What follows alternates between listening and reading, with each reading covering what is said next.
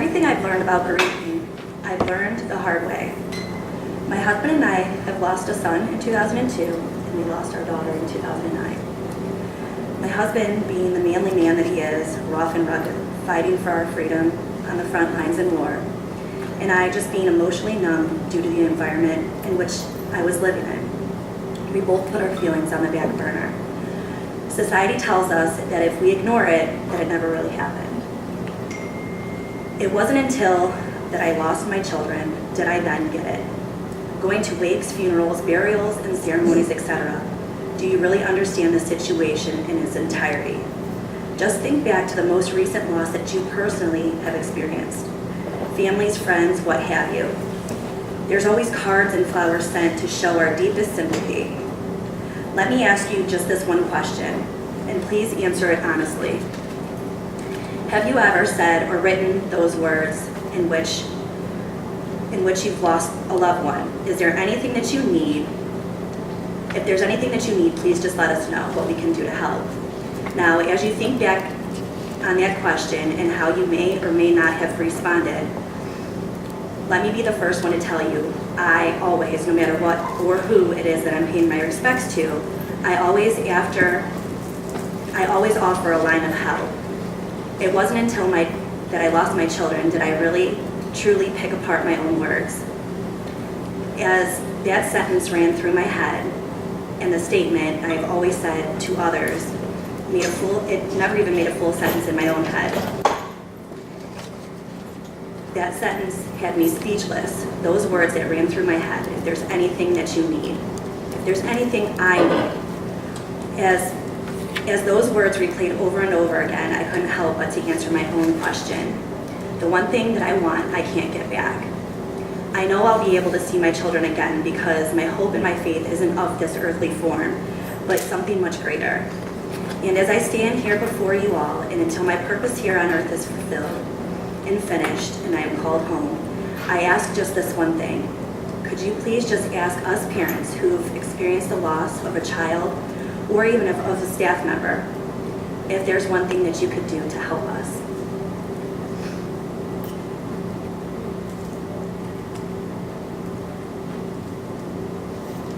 If I may please, on the behalf of my husband and I, be the first to respond. There is something that you could do for all of us. Could you please create a memorial garden in memory of our loved ones? For staff members who have lost their lives, so the family members could go there not only to talk to their loved ones, but to share shoulders, memories, and tears. It's not just a memorial, but it's an independent therapeutic session. For one, we have lost. We can think back and honestly say that they didn't want us to cry, but yet in the matter, they wanted us to smile and have such peace. This garden would be of that. You bring tears, your anger, and you leave with a sense of hope and peace and a smile. This garden is a memorial, somewhere to go to sustain an aching heart, a wandering mind, and a broken soul. Now, knowing what my need is, can you ask yourself that same question over again? Is there anything that you can do to help us, or if there's anything that we need? And I lastly close with this. Could you meet our need?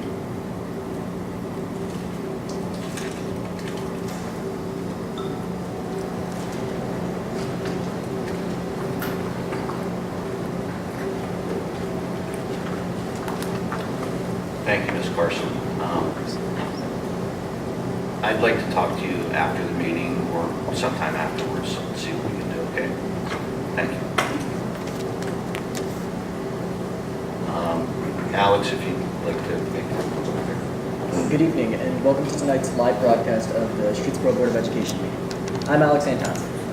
Tonight's meeting is being held in the Dufferin Immediate Cafeteria. Here's School Board President Brian Buell. Thank you, Alex. Moving on to approval minutes, it is recommended the Board of Education approve the minutes from August 10th, 2017 and August 16th, 2017 as submitted. I'll move. Second. First and a second, any comments? Hearing none, please call the roll. Members Gaba? Yes. Grimm? Yes. Mezek? Yes. Pioli? Yes, motion carried. Moving on to report superintendent's reports. Thank you, Mr. President. I would like to begin by thanking Darlene Wheeler. She provided all of us with a sample of the iced coffee that is now being served in our cafeterias. Darlene, can you reassure our board of the nutritional values behind this iced coffee, please? Well, it's decaf. It's decaf. It's all decaffeinated, and it does work, and it's sugar-free, and it works for the students. We are not the only school in Portage County doing that.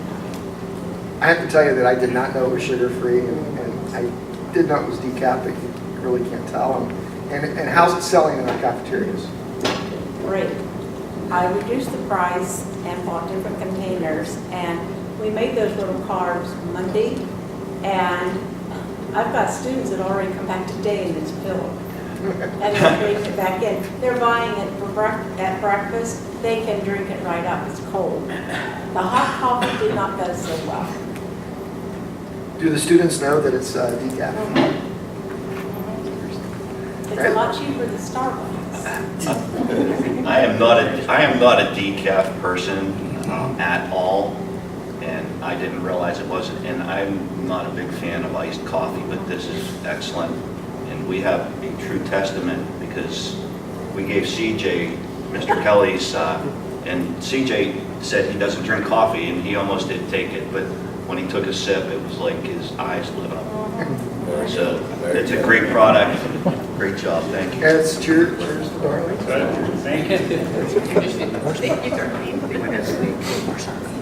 We have this every meeting. Mr. Pioli will pay. Okay, thank you. Each meeting, for those of you in the audience that don't know that we do this, we try to highlight one promising practice around the district each month. We try to, well, there are so many great things going on and that it can often be overshadowed by, the world and the negative things that are going on in the world. So we want our people to know there are a lot of great things going on.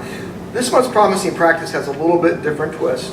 As the board well knows, we're 3/4 of the way through a $69 million building project, and the subject of maintenance of our new buildings as well as our not so new buildings has been a topic of discussion at many board meetings. So Randy, our district administrator in charge of athletics and facilities, is here tonight with Dave Clark and another gentleman that they'll introduce. And they're going to talk about that very topic. So I'm going to hand the mic over to Randy, and this is this month's promising practice. Thank you, Mr. Dalbaugh. Good evening. One of the segments of our strategic plan is to develop a district-wide maintenance prevention program.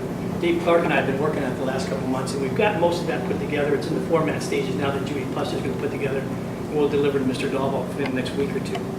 That plan includes our maintenance inspections with both internal and external. It includes our safety inspections, which would be our playgrounds, parking lots, bleachers, roof, and athletic facilities, just to name a few. The primary section of the preventive maintenance program is going to be our HVAC systems. As most of you already know, in our district, we have a different boiler, different HVAC system in every building. Well, that's changed since we started the construction project. Now at Streetsboro Elementary, at the high school, and what will be the new renovated middle school, we have a trained HVAC system. It's a high-level system that we can train our people on, and that will have some consistency, not only in the product themselves, but in how our guys respond to problems. In addition to that, having all these multitude of systems, we have some proprietary issues at DEFRA because of the Honeywell systems and controls that are there currently. So we're looking forward to putting this plan together. We do feel, and Dave will have the access to do things remotely in terms of repairs at each of these buildings as well. So that as soon as that front end is done with the software is communicating with the hardware, Dave will be able to do that in all 3 of the 4 educational buildings. When I mean by educational buildings, I'm talking about the buildings that will house our students and our teachers. Won't be the board office or central services. Over the last couple of months, I've had several meetings with a gentleman that I'll introduce shortly from Train. He's our local rep. He's also a resident of Streetsboro, which I was glad to hear. He's invested in our district, and he's brought a lot of good things to the table. So we have collaborated on our district-wide maintenance program with our preventative agreement with Train to collectively put these together so that it works and benefits both of us in terms of long-term being fluid in how we train people and consistent in how we do our maintenance in the district. So I don't want to go on too long with this because he's got a presentation to go through here. It's a short PowerPoint that will kind of give you an overview of the short and long-term benefits of our service agreement and our long-term maintenance plan. Okay, this is Eric Swain from Train.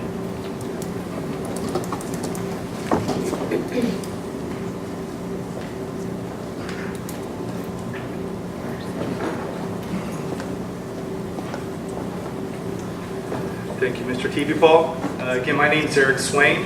I'm an account manager with Train and also a certified energy manager, resident of Streetsboro, and I do appreciate the opportunity to be able to work with the district and also to be able to provide you just some information here on what a proactive maintenance and energy management program would look like for the district. I apologize, I'm accustomed to looking at the screen when I present, so I do my best. So anyway, let's see if I can get the clicker to work. Hey, success.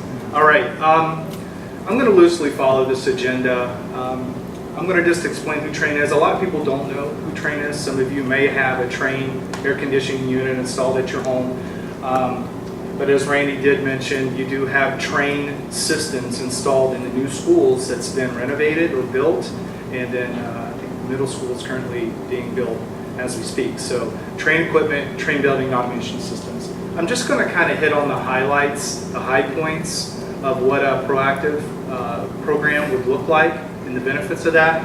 And then I promise to get through the end of this one. It's the comprehensive energy management plan that Train does offer that really meets both sides of the energy management equation. So the slides are a little busy. I'll do my best to kind of summarize those, but that would be a separate topic. If it's something that you would like more information on, we can talk more about later. So we'll get started. As I said, much of you know who Train is, but Train is a world leader in air conditioning systems, service, and solutions. They've been in business, we've been in business over 100 years. So we have 100 years of experience with HVAC equipment manufacturing and systems design. We have 35 years or more in building automation systems and construction, and also over 20 years in energy services and performance contracting. So we're well versed, we're well experienced, and especially in the K-12 market.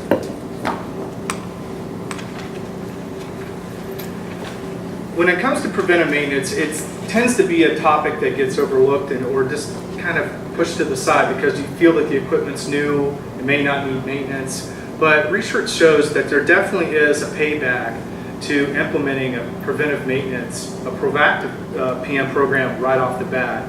So, for example, you can cut unexpected breakdowns by 70 to 75%, reduce the energy consumption by 20 to 25 or 30%. Just by basic PM and optimization of even new systems. Reduce downtime by 30 to 40% and lower equipment repairs and maintenance costs by 5 to 20%. So it's proven if you take a proactive approach, it doesn't just extend the equipment life, but it also will save you money in terms of your budget.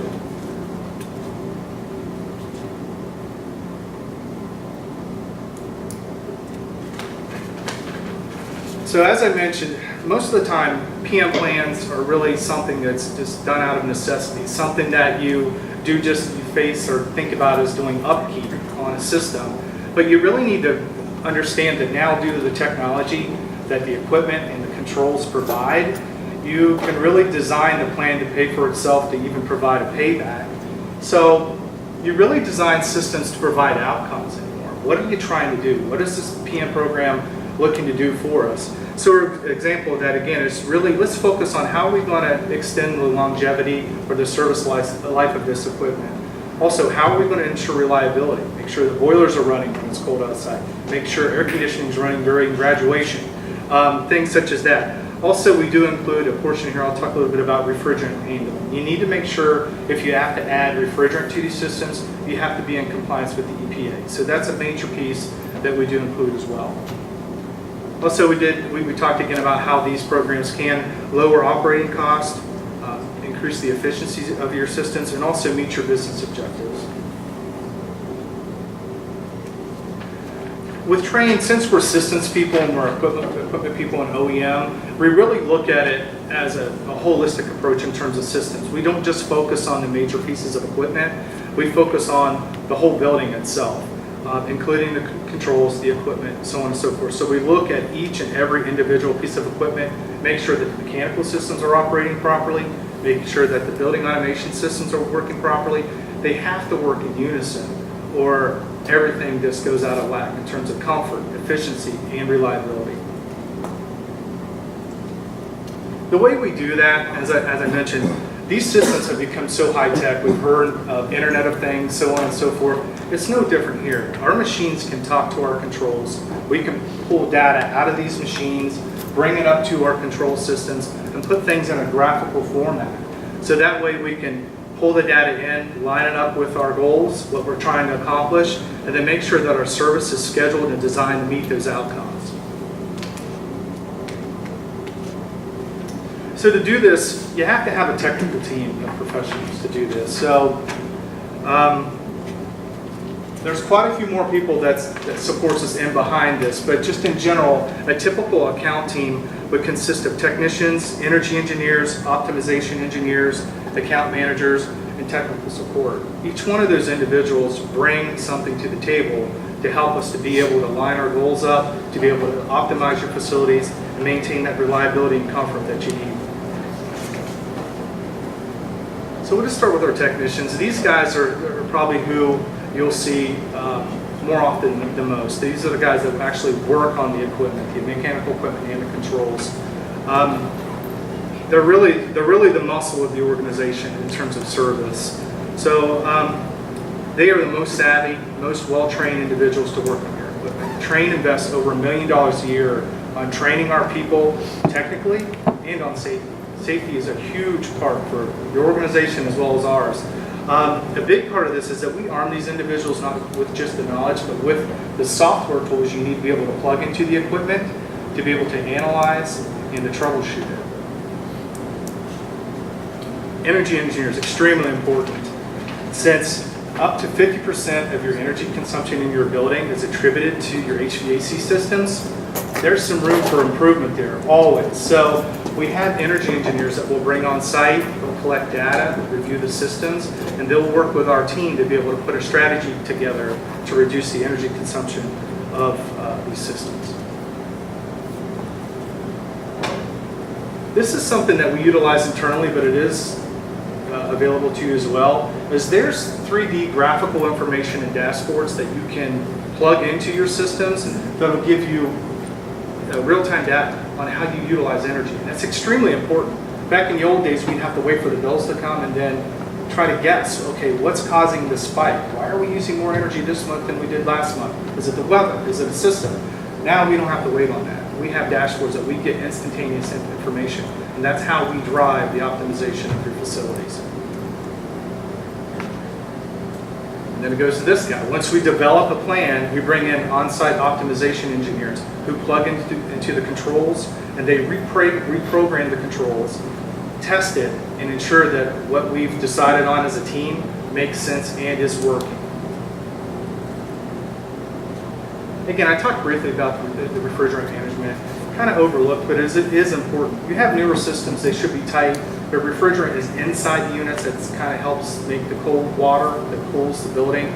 Sometimes the machines do leak refrigerant. You have to track that for the EPA. That's something that we would take care of. I'm sure your folks don't have the time to be able to do that, but it's all automatic under this process. But that's something that you shouldn't have to worry about for quite some time.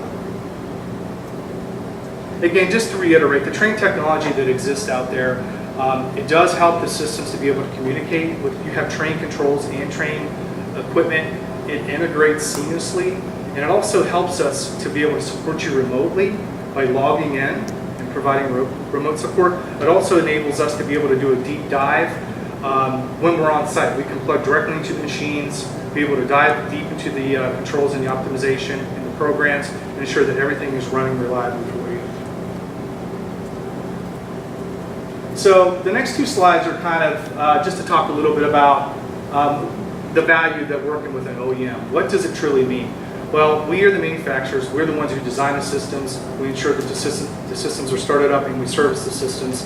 We have the technical knowledge. We have the service bulletins. We have so much that we bring to the table that we can provide you as a client the best way to see, okay, how are my systems generating cost for me and what are the solutions that are available. So we bring that type of value to the table. We also provide annual reports, annual service agreement reports, energy reports, and building optimization and performance reports as well. All right, so with this slide here, what we've been talking about so far is like, what do we bring in terms of how we're going to optimize the facilities, how we're going to reduce demand, so on and so forth. So when I mean demand, that's this side of the meter. Anything that requires demand or energy. So everything we've talked about up to this point, that's how we'll solve that side of the equation. The other side, the energy supply side of the equation, we can answer that for you as well. Trane works as a third-party independent analyst. We don't sell the power, but we can help sit on your side of the table and help you negotiate supply-side contracts, manage that data, manage that risk. That's a big expenditure. So having us work on both sides of that equation can bring tremendous value. So as I said, on the energy demand side, we work on lowering your operating expenses and minimizing capital expenses on the demand side through good preventive maintenance and good management of your systems. On the supply side, it's very tricky. Not sure if you have somebody on site, but most clients do not have somebody on site that knows how to manage or navigate those waters. So we can do that as an independent party. Again, we can provide all that to you if it's something that you see a value in. So just real quick, the pie chart, what it's showing is that's everything that's broken out on your bill. Normally the biggest part of your bill is going to be the green portion, which is the consumption. That is something that's the cost per kilowatt. So that's kind of what you pay anytime you utilize energy. But you have transmission, capacity, distribution, so on and so forth. A lot of folks don't understand what are those charges, how are they incurred, how do we manage those. We can definitely help you with every piece of that pie. But what's important is the capacity portion. That is where we can also make a big difference on lowering your energy bill on the demand side. But you have to have your supply contract with proper language in it. So anytime that you mitigate or lower the capacity, that's when all your systems are demanding the most energy on the hottest day. You get peak demand charges, which can be very, very expensive. That's where we can make a huge, huge dent in your energy bill. So again, that's why Trane, but that's what makes us so different, is that we can answer both sides of the equation. Most companies can't do that. So in summary, what we try to do is offer our clients a solution to be able to help you maintain comfortable and efficient buildings so you can focus on your business, which is education, and providing a good learning environment for your students. So I'm open for questions. I do appreciate it, and that was a little bit lengthy. Sorry, it was a little bit death by PowerPoint, but hopefully you did understand the message. Questions? I have a few questions. Currently, how are we managing it now? Do we know that? Yeah. Is it- Well, we we recently went in two of our buildings, soon to be three, to brand new Trane HVAC systems. In the past, we had Honeywell that managed all of our systems. Because we took most of those systems offline, we terminated our contract with Honeywell. We don't need to get into any details, but we weren't getting the service that we thought we were getting for whatever reason. Not pointing a finger anywhere, but we weren't getting. And so we saved over $77,000 a year by terminating that contract. Bringing on these new systems, we put all new brand new systems into these buildings. The OFCC gives us a maintenance plan to follow, but what's part of that maintenance plan is you have to train somebody or you have to contract with someone to manage the systems like this gentleman just explained. So that's the next step with all this. So we now need to move toward a management of all of our HVAC systems. I can tell you that it's not a $77,000 a year cost, but there is a small cost involved, but also will involve training Dave. Dave's going to be the primary manager of our HVAC systems. There are going to be a lot of things Dave can do on the front end, but all the things that he just went over in his PowerPoint are things that are going to be beyond Dave's capacity. So we are going to have to contract with a company to do that. So we were paying already previously for that Correct. type of service. My question too, I'm sorry, what's your? Eric. Eric, is that what's our return on investment with what we're going to pay Train, and what should we anticipate seeing a savings on our bills? Well, as I mentioned, there is a savings attributed to a proactive maintenance plan. We'll provide you the value that we bring on an annual basis, but what we will do is we will baseline your energy consumption of your facilities when we start. So we know where we're starting. So when we reduce the energy consumption, I'm confident we're going to be able to pay for that service agreement every year. Also, maintaining uptime on your systems, you're not going to pay for overtime repairs, so everything will be planned. You're not shipping parts and pieces overnight to get a boiler online, to get school in session the following day. So we'll be able to show you that value that we do bring. You know, something that the Dennis Kaplan, our OFCC rep, has hammered home, and Bill Sherman with Hammond, is that, and Eric, you hit on this right at the beginning of your PowerPoint, is that people think, okay, we got all these brand new systems, so we don't need to do anything with them. And we'll just, wait 5, 6, 7 years until they start wearing out and breaking, and then we'll start fixing. That's been, I don't know about any other school districts, but that has been the history here. When I came in this district back in 2010, we've had a couple maintenance directors, and since Randy's taken over and we've hired Dave Clark, we have begun the process of preventative maintenance. We're not waiting until things break. We're maintaining them all. Kind of when you buy a brand new car, you don't wait until 60, 70,000 miles to start doing things. You do stuff at 5,000 miles. You do stuff at 10,000 miles. That's what we're going to do with the system. We're going to protect our investment. So yes, there's going to be some money up front. What I've been told and what Eric just said is that their service contract will pay for itself in preventative maintenance, also in energy consumption savings, because I heard you say something about you can get charged at a peak, during peak hours, you can get an overage charge, something like that. Right now, we don't have anyone that's trained to do that, to monitor the systems, to say, hey, look, Streetsboro, on August 15th, when it was 100 degrees outside, we could have done this and this, and tweak the system, do this, and save money. And it's probably a very poor example I just gave, but that's what a service they're going to provide. That's going to give us money back. Can you pull up that chart again, that graph, the pie chart that you have? Yep, 1 minute. I don't think most people realize when you get your electric bill at home that you have that many different things in there. It's not different than what you're showing here. I'm assuming for the residents. Exactly. But it's all in. We only have control. I mean, as a resident, I only have control over maybe picking the right energy provider to get that bigger piece of the pie reduced, right? Yes. The green piece is. I didn't know that you could control some of the other things.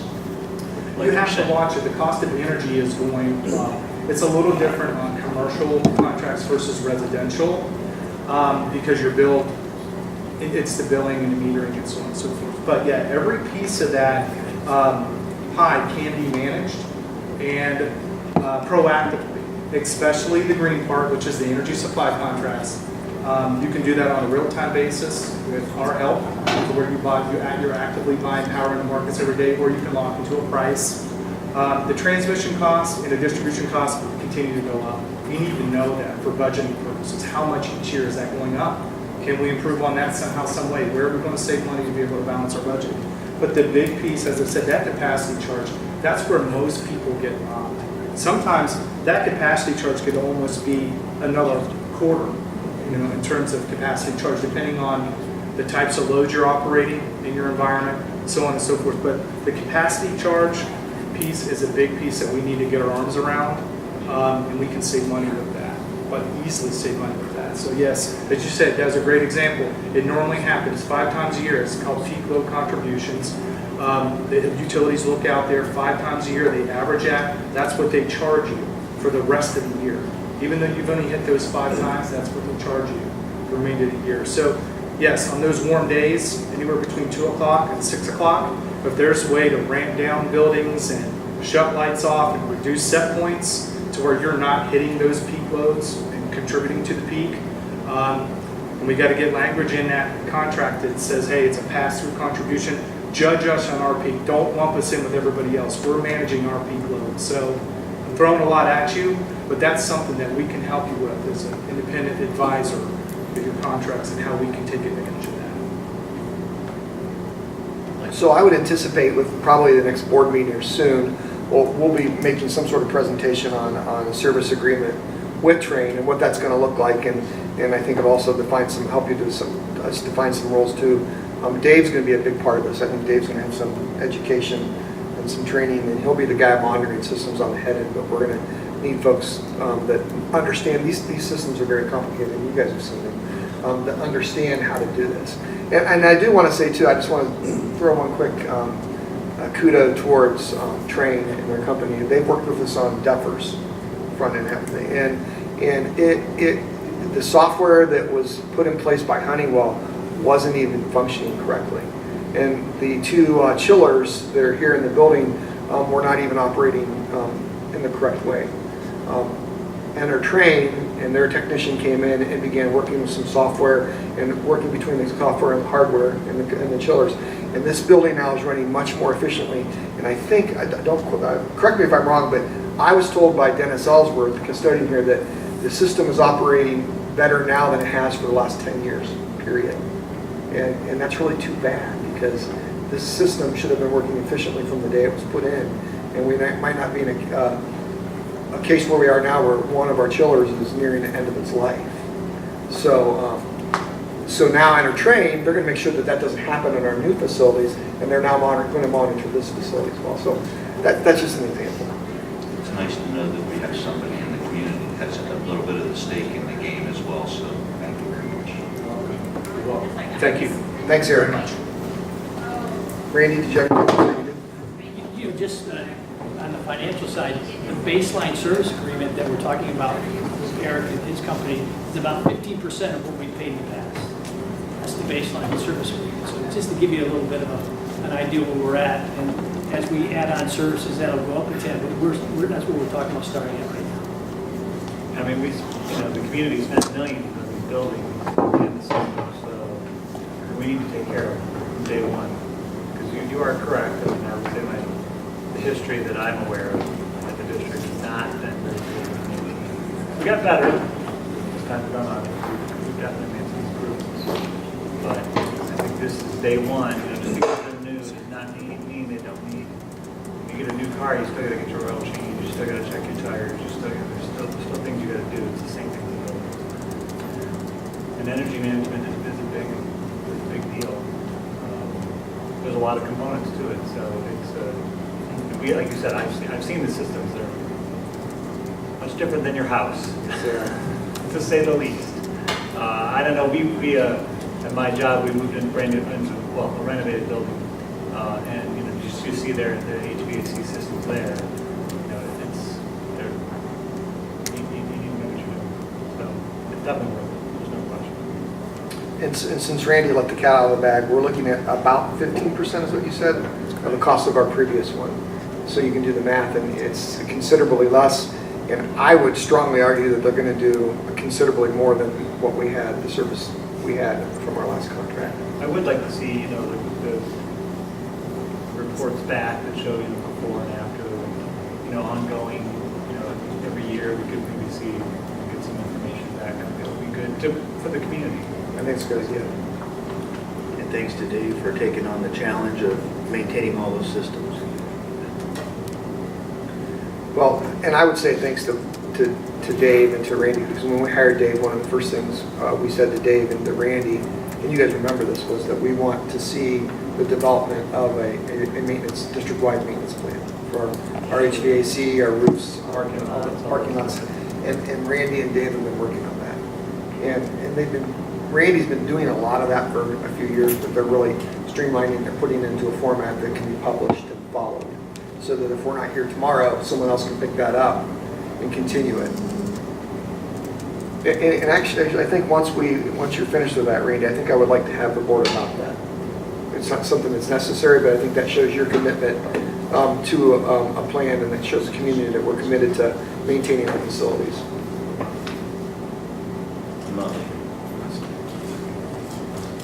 Go ahead. Okay, any other questions? All right, thank you. Next, I would like to invite Aaron Newman to come up to the stand. He actually has some exciting news to share. I didn't want to do it because this guy's the one that arranged all of this. So, Aaron, why don't you go ahead and tell us some good news? Good evening, members of the board, Mr. Dalbaugh, everybody else. It's sort of ironic that I heard some talk about maintenance to a vehicle and the importance of maintenance to a vehicle, because I have news pertaining a vehicle. Early August, I get a call. I've probably only been in the office a few days, and it was actually a call to myself and Mr. Hope from Tom Walls, General Manager, Sales Manager at Kia of Streetsboro. And the first thing he said to me when I answered the phone was, "Hey, Mr. Newman, we'd like to give a car away to a senior. How do you feel about that?" I said, "Well, that sounds great, actually. I'm going to need a little bit more information. Can we maybe set a meeting and talk about this so I can get some idea as to what the parameters are?" So sure enough, we set a meeting. Tom and one of his lead salesmen, Derek, a gentleman by the name of Derek, came up and met with us. And basically said, "We would like for you to identify any seniors that have a 3.0 GPA or involved in 2 activities outside of school that better the community or community oriented in some way, have no discipline issues, and stellar attendance." And I told him, I said, I can tell you right now, we have quite a few seniors that would meet that criteria. And what he said to me was, what we would like to do is for you to gather those names of those students, and then we would have an event at school, probably at a class meeting, where we pull 10 names out of a hopper, all those students that meet that criteria. And then those students would become finalists for a 2017 Kia Forte, a 24-month lease for free. The only thing that the student would be responsible for is taxes and then obviously insurance on the vehicle. So once we have those 10 finalists, then Kia of Streetsboro would have an event at their place here in Streetsboro. And all the students would get a key, and they would each have an opportunity to go up to the car, put the key in the ignition, and one of those keys would turn on the car, and that student would be able to drive away with a brand new Kia Forte on a 24-month lease, worrying only about some upfront taxes, which I've talked to them about that. They're minuscule in the big picture, and they're even willing to work with us if there's a need to with the winter. And insurance. And it's us and Twinsburg are the 2 districts that Kia of Streetsboro is initiating this program with. So it's pretty exciting, and I know we have a lot of great kids that certainly meet their criteria, and I think this is something that would be great. And one thing that Kia of Streetsboro stressed is they really want this to be the beginning of a relationship with our district to help and support our kids and programs and anything else they can do to support what they see as a great asset in this community, and that's our district. Also, I talked to Tom just today, and they have the car ready. And really, the only thing as far as promotion for Kia of Streetsboro is there's 2 magnetic stickers on like the front right-hand quarter and front left-hand quarter of the vehicle that identifies their dealership.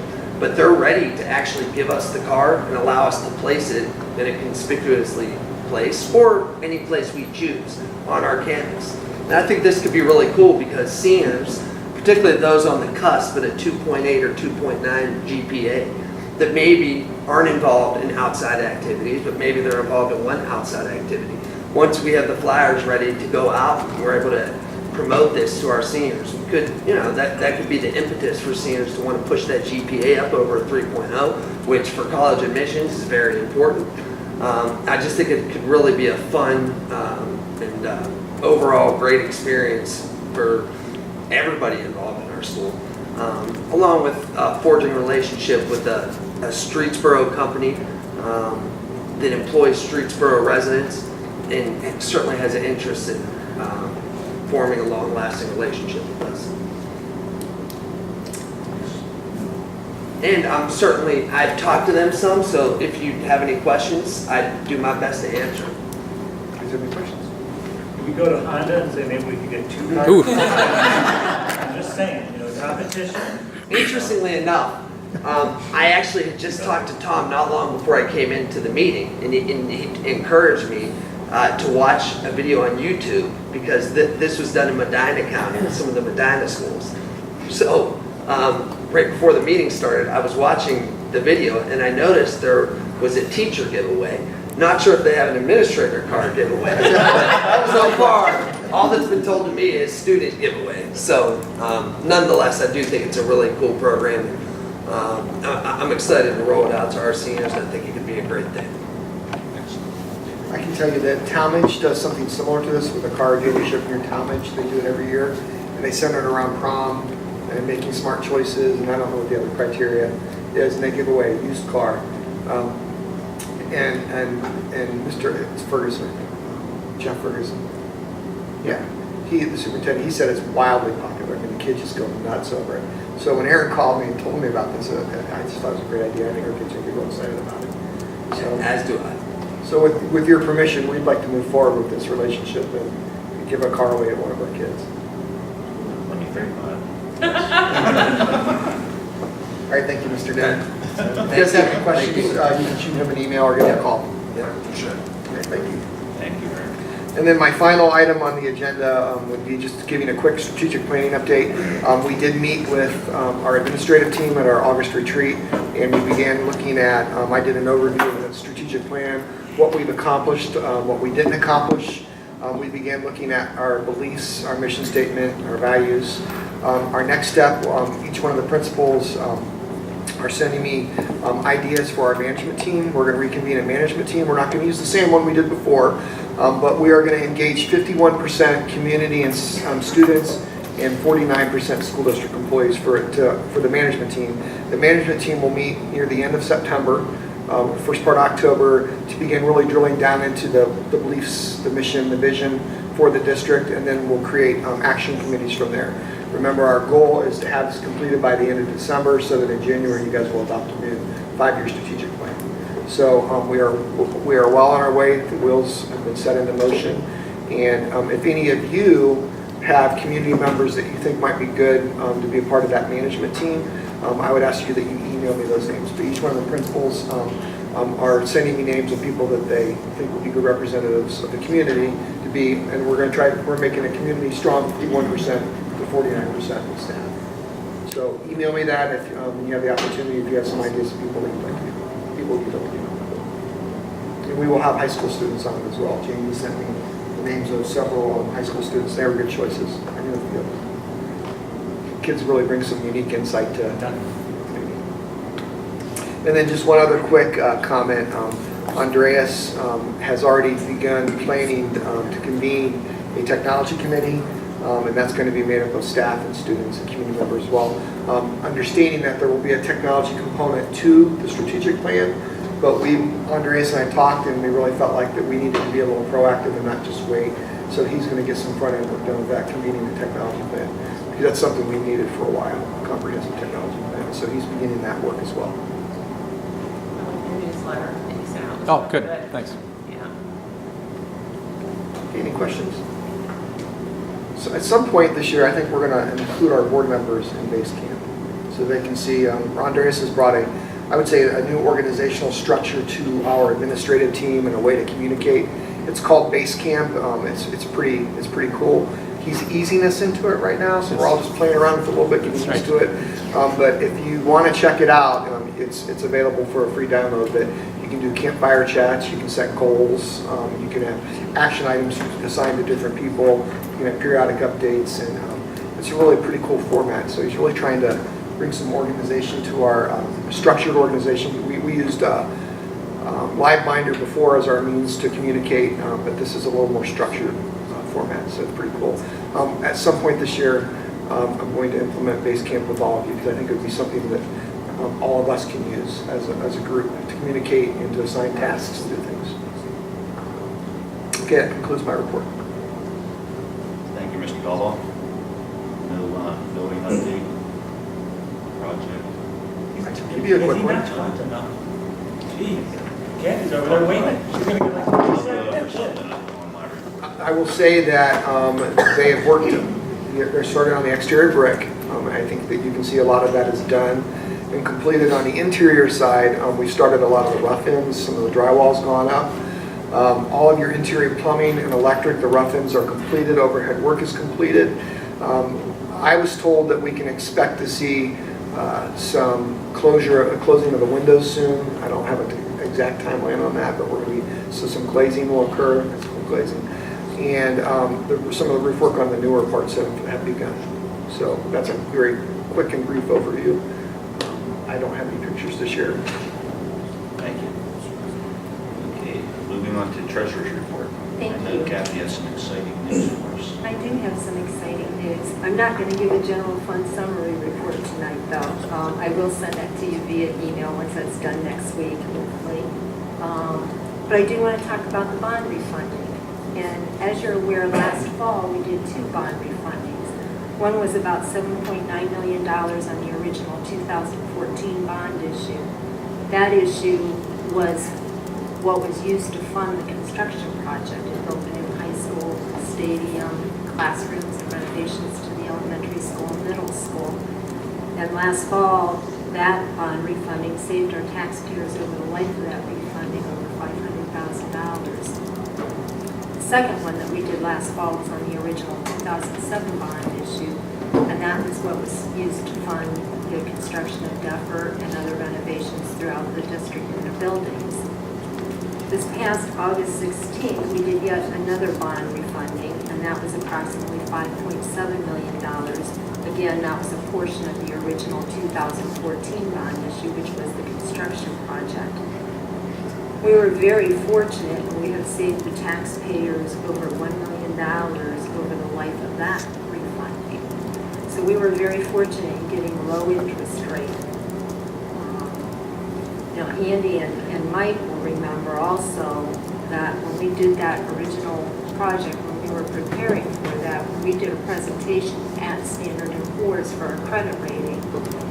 Every time we do a bond refunding, we don't go and do another presentation, but we have to present the same type of information to Standard & Poor's, but we do it via phone conference for these refundings.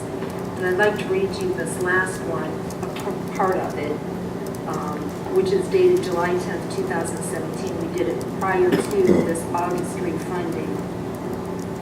And it says S&P Global Ratings assigned its A and A- long-term rating to Streetsboro City School District, Ohio Series 2017 General Obligation School Improvement Refunding Bonds. At the same time, we affirmed our AA- long-term rating on the district's existing bonds. The outlook is stable. While a AA- is a very good credit rating for a school district.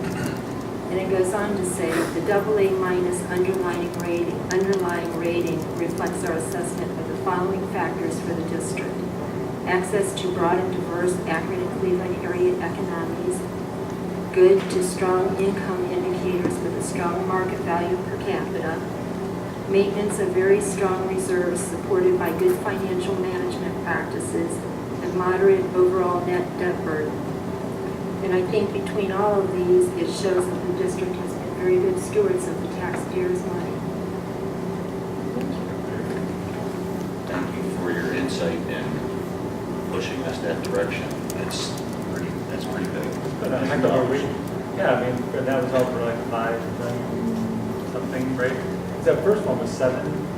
Well, we refunded $7 million. The savings to the taxpayers on the first 2 were about $500,000 Right, and this each. one- And this was over $1 million. So it must have been significant. Yes. Yeah. Yes. Very Great good. insight. That's all I have. Kathy saved us $1 $1.5 million. $1.5 million. What you got? He has 15 50% of the other contract. Okay.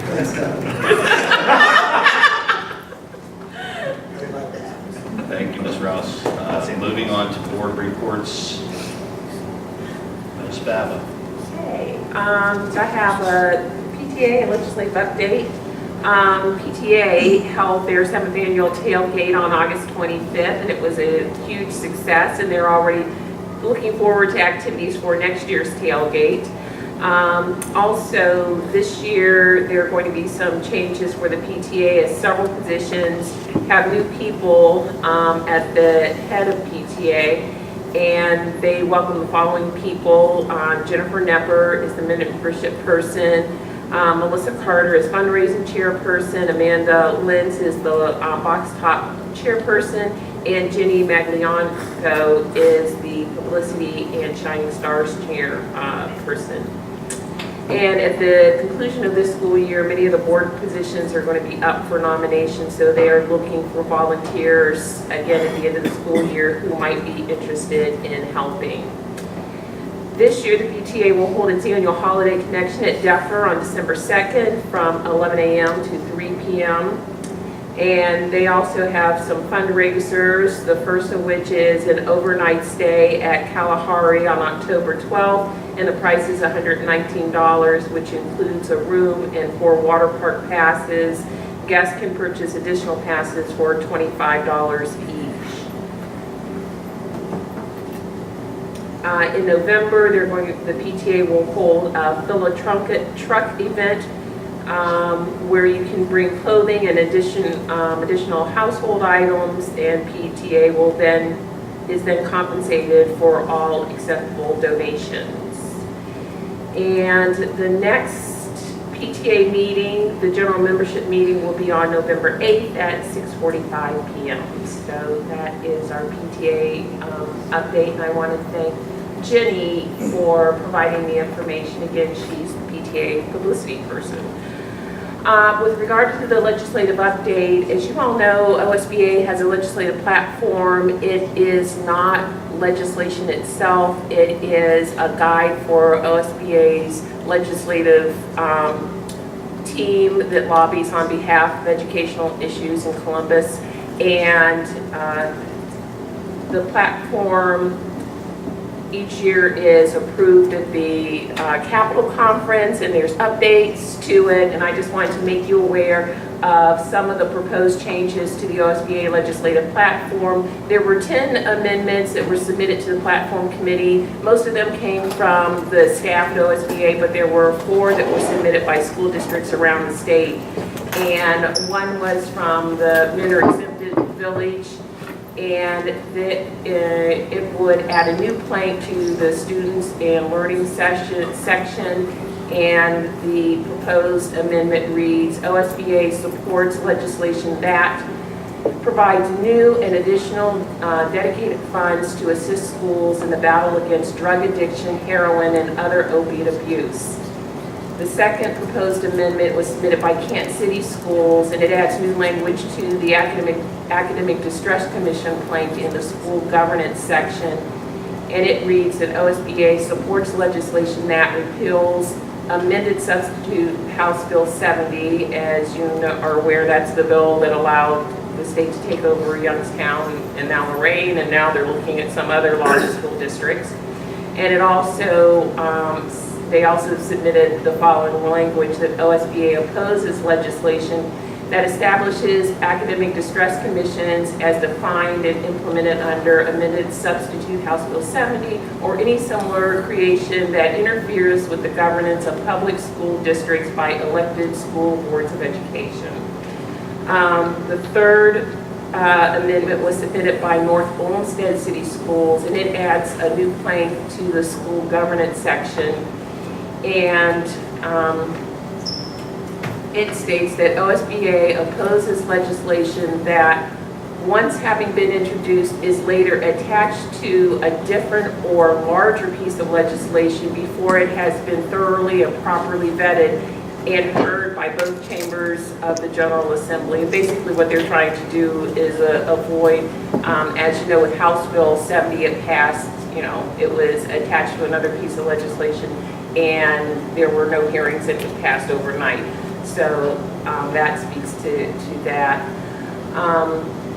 OSBA staff has proposed the following resolution, and it's adds language to the pupil transportation plank in the finance section, and it states that OSBA supports legislation that requires drivers of student transportation vehicles, including school buses and vans, to be at least 21 years of age, limits the requirement for public school districts to provide transportation to only those days that are synchronous with the public school district's adopted calendar, and fully funds districts for the cost of transportation of special education students and foster children and homeless students who receive transportation accommodations.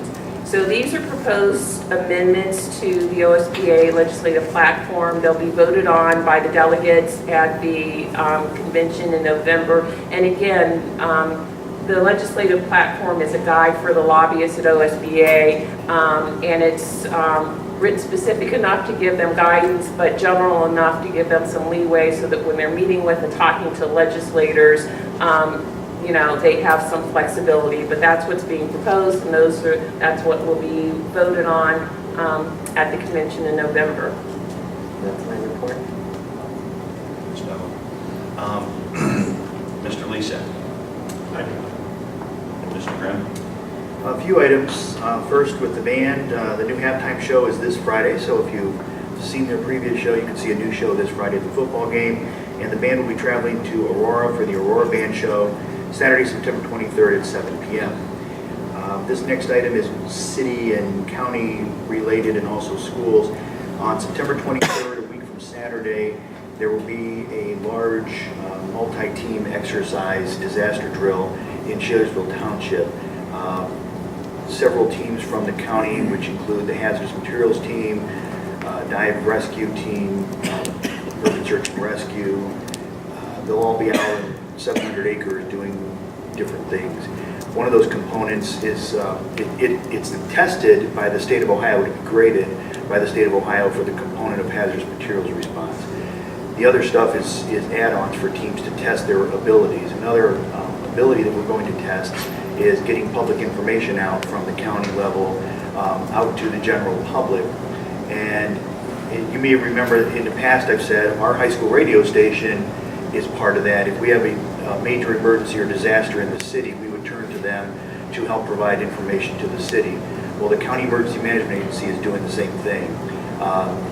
With other media, we don't know if any media are going to show up or participate, but there will be a means of getting information out from the disaster drill to media outlets, and the high school radio station is one of them.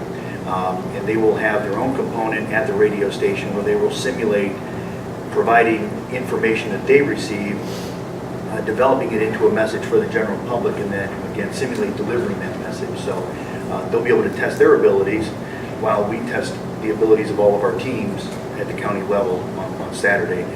It'll be an early day. We'll be starting there around 6:30 in the morning, but the drill will get underway more like 8 o'clock, and it'll be notification just like anything else. So when that exact time starts, Mr. Long will receive notification from the person acting as public information officer, and it'll go from there. So just wanted to let you know that our radio station is still actively participating in things around the county and the city to help keep the people informed. That's all I have. Mr. Grimm. My report is of Maplewood. I sent the minutes of the meeting notes out to everybody in an email, so you'll have those. And Mr. Kelly asked me to go over some highlights of the athletic program. But before I do that, I did drive past the high school today, took a look at the baseball field progress. Those fields are going to be incredible. I can't wait till they're in. I'll use Mr. TV Paw's words, holy dry fields. The drainage system that's going to be in there, we should never miss a game based on rain. It could probably rain for hours and it'll still drain off in at least an hour's time based on what's in there. It's looking really sharp. I would say, based on your permission, you've gave us the direction board. And then Randy worked a lot with the design. Our design team in Hammond brought a lot of ideas to Randy that he went, nope. And I will say, I'll give Randy a huge nod on this. I mean, those fields are going to be second to none. People don't realize what goes into it. I didn't realize what went into a baseball field, but I agree with you. I think that when every district around us they're getting rained out, like happens to us all the time, we're going to be playing ball. I'm really impressed. Just thought I'd throw that out there. It's the whole athletic facility looks phenomenal. So that's just another feather in our cap. I think. I agree. Moving on to Mr. Kelly's report, he has here the girls soccer team is 5-1-1, which is the best start in the program's history, and includes 4 shoutouts. We're currently undefeated in the PTC. Included in that is the first win ever against Woodbridge and a tie against last year's league champion Field. And I'll try to pronounce it. It's Fide Valverde Rivera already has 12 goals to lead the Lady Rockets. The football team is currently 1-2 on the season and will host Akron Springfield this Friday at Rocket Stadium. This one's pretty cool, actually, because I played golf today. Golf highlight, we had a senior have a hole-in-one, Hannah Rhodes, in her fourth varsity match. It happened at Raccoon Hills, number 18 hole. I don't know if anybody plays golf, but it's incredibly difficult to get a hole-in-one. I have not gotten one yet in my life, so that's pretty cool. The Captain's Council will be visiting Streetsboro Senior Citizen Center this month for their 7th annual chair volleyball game, followed by lunch with the seniors. And Athletic Director Randy Paul will be taking 4 student athletes to the OHSAA Student Leadership Conference on October 3rd in Columbus. There will be more than 1,500 students from across the state at that event. That's all I have to report. And just of note, Fide was up for the Athlete of the Week. And she scored 5 goals in one game. I think it was against Akron Springfield. And also, the girls won 4-2 tonight over Rootstown. Fide had another goal, and Kaylee Klein scored 3 goals. Wow. Nice. Nice start. Okay. That concludes the board reports. So we're going to move on to the consent agenda items. As recommended, the Board of Education approve the consent agenda items B through P. I'll move. I'll second. First and second, any comments? Just want to mention the donations that are on item B. Thank those that donated to the district and various scholarship funds. Please call the roll. Members Grimm? Yes. Lisa? Yes. Bella? Yes. Pioli? Yes. Motion carried. Moving on to superintendent's recommendations. I just have one. Item A, it is recommended the Board of Education approve Mazanek, Raskin, and Ryder as a new law firm providing legal counsel for the board, superintendent, and/or treasurer. I'll move. I'll second. First and second, any comments? Hearing none, please call the roll. Members Bella? Yes. Lisa? Yes. Grimm? Yes. Pioli? Yes, motion carried. That concludes my recommendations. That was moving on to treasurer's recommendations. I only have one also. It is recommended that the Board of Education approve permanent appropriations for fiscal year 2018 as attached. I'll move. I'll second. First and second, any comments? We have to approve the permanent appropriations every year in September. They can be changed. That's when I bring amendments to you. This is how they're looking at this point in time. General fund will most likely change some of them as I'm doing the 5-year forecast, and we will have student activities changing probably in October as well. Please call the roll. Members Lisak? Yes. Bella? Yes. Grimm? Yes. Pioli? Yes, motion carried. That completes my recommendations. Thank you. Thank you, Ms. Ross. Moving on to new business. Do we have any new business? Hearing Hearing none. Any old business? Hearing none. Moving on to Board President's recommendations. Item A. It is recommended the Board of Education approve the resignation of Catherine Rouse, Treasurer, effective January 1st, 2018, for the purpose of retirement. I'll second. I have a first and a second, and I'm sure we have some comments. May I begin? I've been in a lot of districts, and I talked to a lot of superintendents, and one of the topics that always seems to come up is regarding the contentious relationship between their superintendent and the treasurer. And I have to say that as a building principal, then when I transitioned to curriculum director, then to superintendent, one of the things that I think really helped me become a superintendent, learn the job, was the support in my relationship with Kathy. I don't pretend to know the things that she knows. I rely on Kathy to guide me in the financial health and the financial direction of the district. From my perspective, we enjoy a very positive relationship. I look to her as a mentor. She's taught me more than I learned in any class, and I think that she is solely responsible for the financial health of this district through her job as a treasurer, through her guidance to me as superintendent. And I always laugh at tongue-in-cheek at my other superintendent friends who get frustrated and angry and mad at their treasurers because Kathy and I don't have that type of a relationship. So when Kathy made the decision, I'm very happy for Kathy because Kathy has sacrificed a lot of things on the personal side for this job, more than anyone will ever know. Anyone will ever know. And I'm happy that she's going to get now to do some things that she's wanted to do and that she's put aside personally for a lot of years to give her life to this district. And a lot of people don't know in the community on staff the sacrifices this lady's made for the district. So I wanted to say congratulations, and you're going to be very much missed. I would say ditto to what Mike said, and just my unofficial vote is no, that you're going to resign, but I know that we can't stop you. And we wouldn't want to stop you because you have a lot of great things that you want to do. But I can only just back up what Mike said. You've done a lot for the district, and thank you for everything you've done. I know I will miss your, well, maybe I won't miss, but as well, but so I'll get to ride it out until you're gone, which is good. You've always been a calming effect on the district and the board. It's hard to state your value to the district. The community sees it, with financial stability. Things are just so calm here. So I know you kept me in line a few times in the past, and I learned to like that. And I know I'm going to miss you, honestly, but I know you deserve some more time for yourself.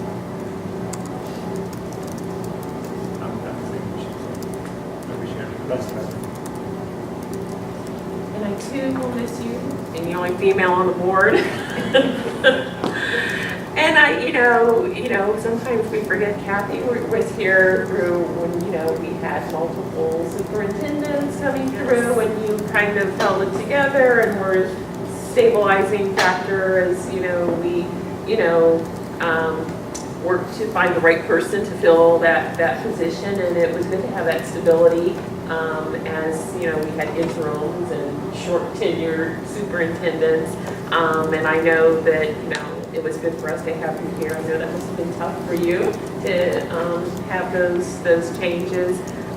But again, I think that was important, not just for the board, but the school district, that you were here during those times. But you do deserve some time for yourself. So thank you. I have just a few things. Kathy and I have talked, I think, more the last couple of months, and I'm sad, but I'm very happy for you because I know the things that you've told me that you want to do with your time, and I don't see that how you can do them while you're here. You've come into our district, and we were not in great shape when you got here, And I think it's a tribute to you that you leave us in very good condition. So that's a feathering the cap, and we really appreciate that. And I do appreciate you being here for the 7 years you have been. So thank you much. Thank you. I do want to say that I feel very, very fortunate to have worked here. I have built a lot of good relationships. I have worked with a lot of good people. And I want the community to know as well that I think they are very fortunate to have the Board of Education members that they do have. I have worked in other districts, and I see the consideration that the board puts into every decision they make, and all of the administrators as well. I think everyone puts what is in the student's best interest at heart here in Streetsboro. And I have enjoyed working with all of you. I appreciate the opportunities that you've given me. I've had opportunities here that I would not have had anywhere else. Going to Standards and Poor's is a good example of that. So I have enjoyed being here immensely. And I thank you for that opportunity and for working with me and the support that all of you have given me. So thank you. Thank you. I guess, please call the roll. Members Lisak, Yes. Baba, Yes. Grimm, Yes. Yoli. Yes, motion carried.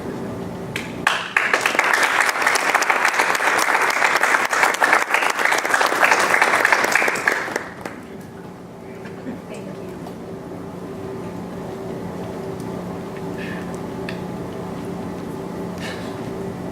Item B, we don't have anybody selected for this, right?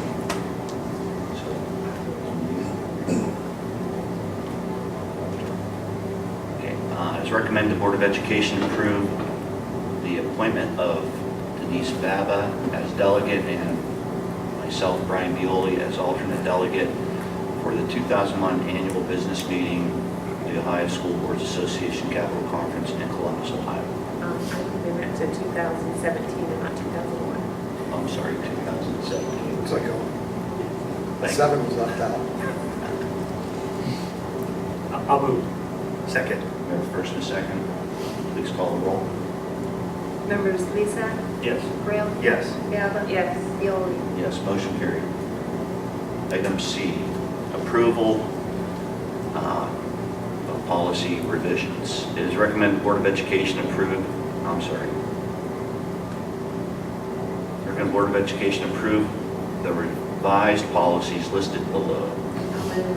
Second. We have a first and a second. Any comments? Just quickly, this will show you how, I would say, almost real time our new policy firm is updating our policies. These were all based on legislation over the last couple of months. So that's how quickly we received revised policies. And I like the way that they presented it to us with just like the highlights right up front, so we didn't have to like search through the policy to figure out what changed. It's like, you know, here's what changed, and one boom, boom, boom, one right after another. And then if you want to read the entire policy that it fits into, so I thought that was really helpful. Please call the roll. Members Baba, Yes. Grimm, Yes. Lisak, Yes. Yoli. Yes, motion carried. Item D, it is recommended the Board of Education approve new policies number 9.40, student meal charges. I'll move. I'll second. First and second, any comments? Just, Board, if you would look down under your administrative content, we did modify the second paragraph of that policy slightly, thanks to some feedback from Mr. Grimm. And it basically, if you don't want to read all of that, it's about our notification to parents. And we're going to notify them more frequently when their students' balances get closer to that zero than the negative $15 mark. Also, we're looking into, and I just told Darlene about this tonight, our new meal pay program that you approved and that Darlene has rolled out, along with One Call Now, which is our what people call our robocall system or our blast call system. There is a feature that we can integrate the two so that it will automatically call parents when students' accounts get to a certain threshold. Other districts are doing it. I heard it, I'm on the Spark Executive Board. There's some bugs being worked out with that. A few districts are using that and have experienced some bugs. So I'm going to wait to investigate that until they work those bugs out, but it's a part of what we already pay for. But that's going to be something that's going to be nice because it's going to automatically, it's going to look into the system every night. And when Mike's lunch account gets to $2, a call is going to automatically go to the parents and say, your son's account is at $2, you need to log on to and add more money to their account. So it's going to make some more real-time notifications. That's great, because Rachel's account went to negative, and I had no idea until she came home. I was like, why didn't you tell me? So I'd like to know before it hits them. And typically kids aren't real good about telling their parents. No, she's not. Okay, please call the roll. Members Lisa, Yes. Bava, Yes. Grimm, Yes. Pioli. Yes, motion carried. Move on to item E. Recommend the Board of Education enter into executive session to consider the discipline of a public employee or official and the employment of a public employee or official with possible action to follow. Is that going to be, we will have action to follow, right? Yes, there will be. With action to follow. I'll move. Second. First and second, please call the roll. Members Bava, Yes. Grimm, Yes. Lisa, Yes. Pioli. Yes, motion carried. We're in executive session. It is 8:04.